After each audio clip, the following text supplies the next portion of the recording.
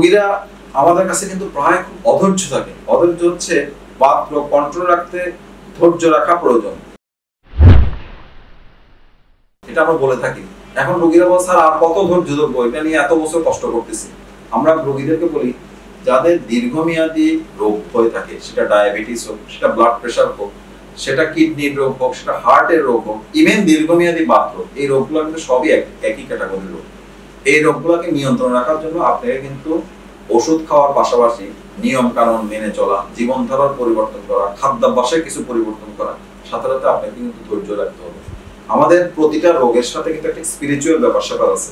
যে যেভাবে বলুন, প্রতিটা মানুষই কিন্তু আমরা ধর্মীয় বিশ্বাসী, হয়তো ভিন্ন ধর্ম হতে পারে। স্পিরিচুয়াল ব্যাপারটা হচ্ছে হলো আপনি যখন কোনো রোগ নিয়ে আপনি আশা করবেন যে আমার রোগটা ইনশাল্লাহ ভালোর দিকে যাবে, আমি চেষ্টা করতেছি এবং আমি আমার রোগের ভালোর জন্য আমি সর্বাত্মক চেষ্টা করতেছি, এটা আপনার মনের প্রাণে যখন বিশ্বাস করবেন, আপনার যদি সৃষ্টিকর্তার প্রতি আপনার যদি বিশ্বাস থাকে, আপনার রোগটাও কিন্তু নিয়ন্ত্রণ থাকে।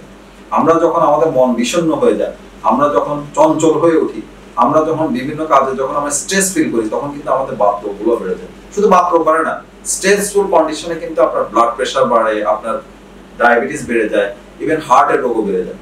তাহলে আমাদের মন মানসিকতার সাথে কিন্তু আমাদের রোগের নিয়ন্ত্রণ কিন্তু একটা ইম্পর্টেন্ট বিষয়। সেক্ষেত্রে আমরা এই জন্য বলি ধৈর্যের প্রশ্ন। ধৈর্যটা কেন বলেছে? ধৈর্য যদি আপনি ধারণ করতে পারেন, আপনার কিন্তু মনটা শান্ত হবে।